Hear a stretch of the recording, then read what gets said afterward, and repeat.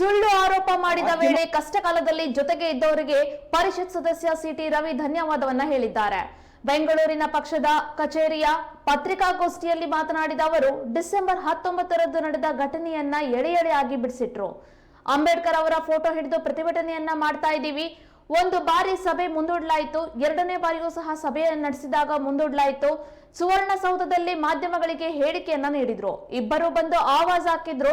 ಅಶ್ಲೀಲ ಪದದ ಬಳಕೆ ಮಾಡಿದ್ದೀರಿ ಎಂದು ಆಕ್ರೋಶವನ್ನು ವ್ಯಕ್ತಪಡಿಸಿದ್ರು.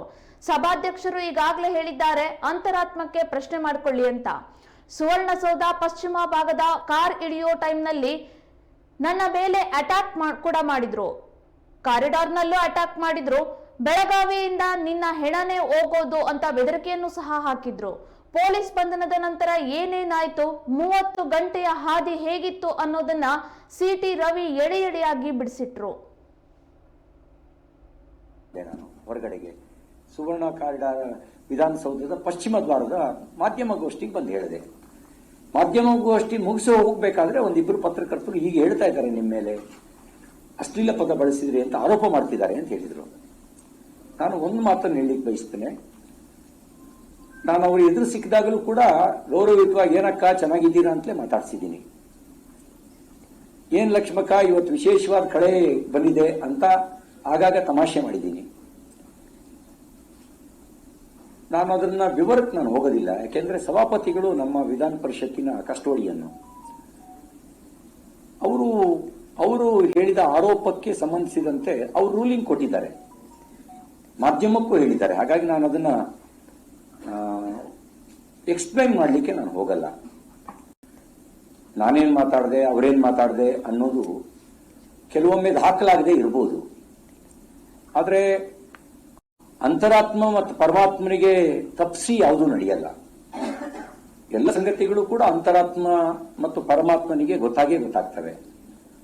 ಹಾಗಾಗಿ ಅವರೇನ್ ಮಾತಾಡಿದ್ದಾರೆ, ನಾನೇನ್ ಮಾತಾಡಿದ್ದೀನಿ ಅನ್ನೋದನ್ನ ಸಭಾಧ್ಯಕ್ಷರೇನು ರೂಲಿಂಗ್ ಕೊಟ್ಟಿದ್ದಾರೆ ಆ ರೂಲಿಂಗಿಗೆ ಸೀಮಿತಗೊಳಿಸಿ ಉಳಿದಿದ್ದನ್ನ ಸಭಾಧ್ಯಕ್ಷರು ರೂಲಿಂಗ್ ನಲ್ಲೇ ಹೇಳಿದರು, ಅಂತರಾತ್ಮಕ್ಕೆ ಪ್ರಶ್ನೆ ಮಾಡ್ಕೊಳ್ಳಿ ಅಂತ ಹೇಳಿ. ನನ್ನ ಅಂತರಾತ್ಮಕ್ಕೂ ನಾನು ಪ್ರಶ್ನಿಸಿಕೊಂಡಿದ್ದೀನಿ. ನಾನು ಪ್ರತಿನಿತ್ಯ ನನ್ನನ್ನು ನಾನು ಪ್ರಶ್ನಿಸಿಕೊಂಡು ಒಳ್ಳೆಯದನ್ನ ಮುಂದುವರಿಸಿಕೊಂಡು ತಪ್ಪುಗಳನ್ನ ಬಿಡ್ತಾ ಹೋಗೋದು ನನ್ನ ಜೀವನದಲ್ಲಿ ನಾನು ಅಳವಡಿಸಿಕೊಂಡಿರುವಂತಹ ಸಂಗತಿ. ಹಾಗಾಗಿ ನಾನು ಅದನ್ನ ಹೆಚ್ಚು ಎಕ್ಸ್ಪ್ಲೈನ್ ಮಾಡಲಿಕ್ಕೆ ನಾನು ಹೋಗಲ್ಲ. ಅದರ ನಂತರ ನನಗೆ ಏನೇನು ನಡೀತು ಅನ್ನೋದನ್ನ ನಿಮಗೆ ಸಂಕ್ಷಿಪ್ತವಾಗಿ ಹೇಳಲಿಕ್ಕೆ ಬಯಸ್ತೀನಿ. ಯಾಕೆಂದ್ರೆ 30 ಗಂಟೆಗಳ ವಿದ್ಯಮಾನವನ್ನ ಕೆಲವು ನಿಮಿಷಗಳಲ್ಲಿ ಹೇಳಬೇಕಾಗಿರೋ ಕಾರಣಕ್ಕೆ ಸಂಕ್ಷಿಪ್ತಗೊಳಿಸಿ ಹೇಳಲಿಕ್ಕೆ ಬಯಸ್ತೀನಿ. ನಾವು ನಗ್ನಗ್ತ ಕೊನೆಗೆ ಎಲ್ಲರೂ ಊಟಕ್ಕೆ ಹೋದ್ವಿ. ರವಿಕುಮಾರ್ ಅವರು, ಅರುಣ್, ಸಂಕನೂರ್ ಅವರು, ಕೇಶವ್ ಪ್ರಸಾದ್ರು, ಇನ್ಯಾರಿದ್ರು ಊಟಕ್ಕೆ ಹೋದಾಗ? ರವಿ ಅವರೇ, ಕಿಶೋರ್ ಇದ್ರ? ಕಿಶೋರ್. ನಾವೊಂದು 5-6 ಜನ ಊಟಕ್ಕೆ ಹೋದ್ವಿ. ಊಟ ಮುಗಿಸಿ ವಾಪಸ್ 3 ಗಂಟೆ ಸುಮಾರಿಗೆ ಬರಬೇಕಾದ್ರೆ ಸುವರ್ಣಸೌಧ ಪಶ್ಚಿಮ ಭಾಗದಲ್ಲಿ ನನ್ನ ಕಾರ್ ಇಳಿಯಕ್ಕೆ ಅಂತ ಹೊರಟಾಗ ಕಾರಿನ ಮೇಲೆ ಅಟ್ಯಾಕ್ ಮಾಡಿದ್ರು. ನಾನು ಯಾಕೆ ಅಟ್ಯಾಕ್ ಮಾಡ್ತಿದ್ದಾರೆ ಅಂತ ನನಗೆ ತಕ್ಷಣ ಗೊತ್ತಾಗಲಿಲ್ಲ. ಶಾಕ್ ಆಯ್ತು ನನಗೆ. ಆಮೇಲೆ ಅಲ್ಲಿದ್ದಂಥ ಮಾರ್ಷಲ್ಲು ಮತ್ತು ಸಾರ್ವಜನಿಕರು ಅಟ್ಯಾಕ್ ಮಾಡಕ್ ಬಂದವರನ್ನ ದೂರ ತಳ್ಳಿ ನನ್ನನ್ನು ವಿಧಾನಸೌಧದ ಒಳಗೆ ಕರ್ಕೊಂಡು ಹೋದ್ರು, ಸುವರ್ಣಸೌಧದೊಳಗೆ. ಆಮೇಲೆ ಗೊತ್ತಾಯ್ತು, ಪುಂಖಾನುಪುಂಖವಾಗಿ ಒಂದಷ್ಟು ಪ್ರೆಸ್ ಮೀಟ್ ಮಾಡಿದ್ದಾರೆ, ಹೇಳಿದ್ದಾರೆ, ಅಪವಾದ ಹೊರಿಸಿದ್ದಾರೆ ಅಂತಕ್ಕಂಥ ವಿಷಯ ನನಗೆ ಆಮೇಲೆ ಗೊತ್ತಾಯ್ತು. ನಾನು ಸಭಾಧ್ಯಕ್ಷರು ಕರೆದಾಗ ಏನ್ ನಡೆದಿದೆ ಹೇಳೋಣ ಅಂತ ಇದ್ದೆ. ಅವ್ರು ಕರೆದರೆ ನಾವು ಹೋಗಬಾರ್ದು ಅಂತ ನಾವೇನು ಹೋಗ್ಲಿಲ್ಲ. ಭಯ ಇಲ್ಲದೆ ಇದ್ದದ ಕಾರಣಕ್ಕೆ ನಾನು ಅದಕ್ಕೇನು ತಲೆ ಕೆಡಿಸ್ಕೊಳ್ಳಕ್ಕೂ ಹೋಗ್ಲಿಲ್ಲ. ಆರ್ ಅಶೋಕ್ ಅವರು ಕರೀತಾ ಇದ್ದಾರೆ ವಿಧಾನಸೌಧದ ಲಾಂಜ್ನಲ್ಲಿ ಅಂತ ಒಂದು ಚೀಟಿ ಬಂತು. ಅವ್ರನ್ನ ಮಾತಾಡ್ಸೋಣ ಅಂತ ಹೇಳಿ ನಾನು ಕಿಶೋರ್ MLC, ಪುತ್ತೂರು MLC ವಿಧಾನಸೌಧದ ಲಾಂಜಿಗೆ ಬಂದ್ವಿ. ಅವ್ರ ಹತ್ರ ಮಾತಾಡಿ ನಾನು ಕಾರಿಡಾರಿಂದ ಹೊರಗೆ ಬರಬೇಕಾದ್ರೆ ಆಮೇಲೆ ನಂಗೆ ಗೊತ್ತಾಯ್ತು, ಒಂದು 3-4 ಜನ ಹಲ್ಲೆ ಮಾಡ್ಲಿಕ್ಕೆ ಬಂದ್ರು. ನಿನ್ ಕೊಲೆ ಮಾಡ್ತೀವಿ, ನಿನ್ನ ಹೆಣನ ಕಳಿಸ್ತೀವಿ, ನೀನ್ ಪೀಸ್ ಮಾಡಿ ಹಾಕ್ತೀವಿ, ನೀನು ಬೆಳಗಾವಿಯಿಂದ ನಿನ್ನ ಹೆಣನೇ ಹೋಗೋದು ಅನ್ನುವ ಬೆದರಿಕೆ ಜೊತೆಗೆ ಹಲ್ಲೆ ಮಾಡ್ಲಿಕ್ಕೆ ಬಂದ್ರು. ಕಿಶೋರ್ ನನ್ನನ್ನು ತಡೆದು ಅದರಷ್ಟೊತ್ತಿಗೆ ಮಾರ್ಷಲ್ರು ಸಕ್ರಿಯವಾಗಿ ಆ ಕಾರಿಡಾರ್ನ ಗೇಟ್ನ ಕ್ಲೋಸ್ ಮಾಡಿ ಕೊನೆಗೊಂದು 10 ನಿಮಿಷಕ್ಕೂ ಹೆಚ್ಚು ಕಾಲ ಅವ್ರು ಗೇಟ್ ಒಡೆಯೋದು, ಅವನ್ನ ನಾವು ನೆಣ ಕಳಿಸ್ತೀವಿ ಬಿಡ್ರಿ ಅವನ್ನ ಅಂತ ಕೂಗಾಟ ಮಾಡೋದು ಎಲ್ಲ ನಡೀತು. ಕೊನೆಗೆ ಮಾರ್ಷಲ್ಗಳು ಅವ್ರನ್ನ ಕಸ್ಟಡಿ ತಗೊಂಡ್ರು ಅಂತ ಗೊತ್ತಾಯ್ತು. ನಾನು ಧರಣಿ ಕೂತ್ಕೊಂಡೆ ಅಲ್ಲೇನೆ. ನನ್ನ ಜೊತೆಗೆ ಅವಾಗ ಉಪಮುಖ್ಯಮಂತ್ರಿ ಮಾಜಿ ಉಪಮುಖ್ಯಮಂತ್ರಿ ಅಶ್ವಥ್ ನಾರಾಯಣ್ ಅವರು ಬಂದು ಕೂತ್ಕೊಂಡ್ರು. ಹಿಂದ್ಗಡೆ ಇನ್ಯಾರಿದ್ರು ಅಂತ ನಾನು ಗಮನಿಸ್ತಿದ್ದೆ. ಬಹುಶಃ ಚನ್ನಬಸಪ್ಪ ಇದ್ರು, ಕಿಶೋರ್ ಇದ್ರು, ಕೂತ್ಕೊಂಡ್ವಿ. ಆಮೇಲೆ ಸಭಾಪತಿಗಳು ಕರೀತಾ ಇದ್ದಾರೆ. ಅಷ್ಟೊತ್ತಿಗೆ ಇವರು ಹೇಳಿದ್ರು, ಸರ್ ಸಭಾಪತಿಗಳಿಗೆ ದೂರು ಕೊಟ್ಬಿಡಿ, ಕರೀತಾ ಇದ್ದಾರಲ್ಲ ಅಂತ ಹೇಳಿ ಹೇಳಿದ್ರು. ನಾವು ಸಭಾಪತಿಗಳನ್ನ ಕರೀತಾ ಇದ್ದಾರೆ ಅಂತ ಭೇಟಿ ಮಾಡಲಿಕ್ಕೆ ಹೋದೆ. ಸಭಾಪತಿಗಳಿಗೆ ಎಲ್ಲವನ್ನೂ ಎಕ್ಸ್ಪ್ಲೈನ್ ಮಾಡಿದ್ವಿ. ಒಂದು ರೈಟಿಂಗ್ ಅಲ್ಲಿ ಕೊಡಿ ಅಂತ ಹೇಳಿದ್ರು. ರೈಟಿಂಗ್ ನಲ್ಲೂ ಕೂಡ ಕಂಪ್ಲೇಂಟ್ ನ ಕೊಟ್ವಿ. ಒಂದು ಸುವರ್ಣಸೌಧದ ಮೆಟ್ಟಿಲಿನ ಮೇಲೆ ನನ್ನ ಮೇಲೆ ಹಲ್ಲೆ ನಡೆಸುವಂತ ಕೆಲಸ ಮಾಡಿದ್ದು, ಅದಕ್ಕೆ ಸಂಕನೂರವರು ದೂರು ಕೊಟ್ಟರು. ಅರುಣ್ ಅವರು, DS ಅರುಣ್ ಅವರು, ಶಂಕನೂರವರು ದೂರು ಕೊಟ್ಟರು. ಕಿಶೋರ್ ಅವರು ವಿಧಾನಮಂಡಲದ ಮೊಗಸಾಲೆಯಲ್ಲಿ ಹಲ್ಲೆ ಮಾಡಕ್ ಬಂದಿದ್ದಕ್ಕೆ ಸಂಬಂಧಪಟ್ಟಂತೆ ದೂರು ಕೊಟ್ಟರು. ಈ ದೂರುಗಳನ್ನ ಕೊಟ್ವಿ. ಆಮೇಲೆ ಇವರೊಂದು ಲಕ್ಷ್ಮೀ ಹೆಬ್ಬಾಳ್ಕರ್ ಅವರು ನಿಮ್ಗೊಂದು ದೂರು ಸಲ್ಲಿಸಿದ್ದಾರೆ ಅಂತ ಹೇಳಿದ್ರು. ನಾನು ಅವಾಗ ಅವರಿಗೆ ಎಕ್ಸ್ಪ್ಲೇನ್ ಮಾಡಿದೆ ನಡೆದಿದ್ದೇನು ಅನ್ನೋದನ್ನ. ಕೊನೆಗೆ ಅವ್ರು ಹೇಳಿದ್ರು, ನಾನು ಎಲ್ಲ ದಾಖಲೆಗಳನ್ನೆಲ್ಲ ಪರಿಶೀಲನೆ ಮಾಡಿದಪ್ಪ, ಆ ಥರದ್ದೇನು ಕಾಣಲಿಲ್ಲ, ಅವರಿಗೂ ತೋರಿಸಿದ್ದೀನಿ, ನೀನು ಕೊಡು, ಏನು ಸಮಜಾಯಿಸಿ ಕೊಡ್ತೀಯ ಕೊಡು, ನಾನು ಅದನ್ನು ಅವರಿಗೆ ಎಕ್ಸ್ಪ್ಲೈನ್ ಮಾಡ್ತೀನಿ ಅಂತ ಹೇಳಿದ್ರು. ನಾನು ಸಮಜಾಯಿಸಿಯನ್ನ ರೈಟಿಂಗ್ ನಲ್ಲೇ ಕೊಟ್ಟೆ. ನಡೆದಿದ್ದ ಘಟನೆಗಳಿಗೆ ಸಂಬಂಧಪಟ್ಟಂತೆ ಏನು ನಡೀತು ಅನ್ನೋದನ್ನ ಎಕ್ಸ್ಪ್ಲೈನ್ ಮಾಡಿ ಕೊಟ್ಟೆ.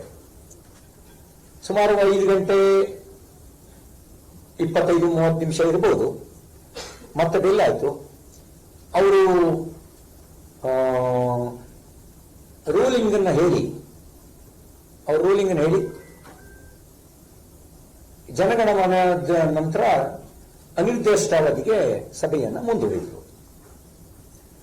ಮುಂದೂಡಿದ ನಂತರ ವಿಧಾನ ಪರಿಷತ್ತಿನ ಸಭಾಂಗಣದಲ್ಲಿ ಉಪಮುಖ್ಯಮಂತ್ರಿಗಳು, ಸಚಿವರಾಗಿರ್ತಕ್ಕಂಥ ಶ್ರೀಮತಿ ಲಕ್ಷ್ಮೀ ಹೆಬ್ಬಾಳ್ಕರ್ ಅವರು, ಹಿರಿಯ ಶಾಸಕರಾದ ನಜೀರ್ ಅಹಮದ್ ಅವರು, ಬಸವನಗೌಡ ಬಾದರ್ಲಿ ಅವರು, ಚಂದ್ರರಾಜ್ ಹಟ್ಟಿಹೊಳಿ ಅವರು ಏಕವಚನದಲ್ಲಿ ನಿಂದಿಸ್ತಾ, ನನ್ನ ಕುಟುಂಬ, ನನ್ನ ತಾಯಿ, ಅವರು ಎಲ್ಲರನ್ನೂ ನಿಂದಿಸ್ತಾ, ನಿನ್ನ ಕತೆ ಮುಗಿಸ್ತೀನಿ ಅಂತ ಬೆದರಿಕೆ ಹಾಕಿ ಬಾರ ಇಲ್ಲಿ ಅಂತ ನುಗ್ಗಿ ಏರ್ಲಿಕ್ಕೆ ಬಂದ್ರು. ಮಾರ್ಷಲ್ರ ರಕ್ಷಣೆಯಲ್ಲಿ ನಾನು ಹೆದರು ಹೋಗಬಾರ್ದು ಅಂತ ಕೆಲವು ಕಾಲ ಅಲ್ಲೇ ನಿಂತೆ. ಆಮೇಲೆ ಮಾರ್ಷಲ್ರ ರಕ್ಷಣೆಯಲ್ಲಿ ಸಭಾಧ್ಯಕ್ಷರ ಕೊಠಡಿಗೆ ಹೋಗಿ ಅಲ್ಲಿ ನಡೆದ ವಿದ್ಯಮಾನಗಳನ್ನೂ ಕೂಡ ನಮ್ಮ ವಿಧಾನ ಪರಿಷತ್ತಿನ ವಿರೋಧ ಪಕ್ಷದ ನಾಯಕರಾಗಿರ್ತಕ್ಕಂಥ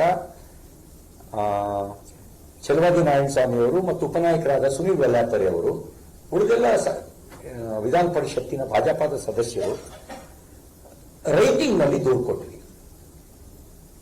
ಆಮೇಲೆ ಸಭಾಪತಿಗಳು ADGP ಅವ್ರನ್ನ ಕರೆದ್ರು. ಲ್ಯಾಂಡ್ ಆರ್ಡರ್ ಅಲ್ಲ, ADGP ಅವರು ಲ್ಯಾಂಡ್ ಆರ್ಡರ್ ಕರೆದು ಅವ್ರಿಗೆ ಡೈರೆಕ್ಷನ್ ಕೊಟ್ಟರು. ನೋಡಿ, ಒಳಗಡೆ ನಮ್ಮ ಮಾರ್ಷಲ್, ಹೊರಗಡೆ ನಿಮ್ದು ಜವಾಬ್ದಾರಿ. CT ರವಿ ಅವರನ್ನ ಯಾವುದೇ ತೊಂದರೆ ಆಗದಂತೆ ನೀವು ಅವರ ಮನೆಗೆ ತಲುಪಿಸ್ಬೇಕು,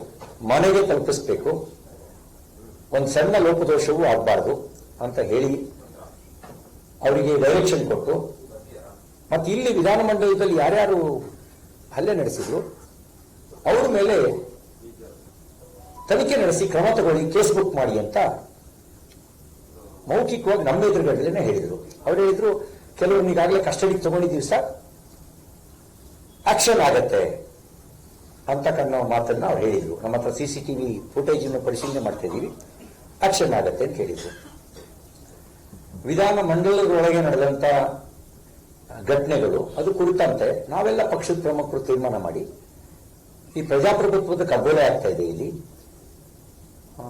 ಒಳಗೇನೆ ಗೂಂಡಾಗಳಂತೆ ವರ್ತಿಸಿ ಕೊಲೆ ಬೆದರಿಕೆ ಆಗ್ತಾ ಇದ್ದಾರೆ. ಇದ್ರ ಬಗ್ಗೆ ಕ್ರಮ ಆಗಬೇಕು ಅಂತ ಸುವರ್ಣಸೌಧದ ಮೆಟ್ಟಿಲಿನ ಬಳಿ ಧರಣಿ ಕೂತ್ಕೊಂಡ್ವಿ. ಸುಮಾರು 6:20, 6:15 ಇರಬಹುದು.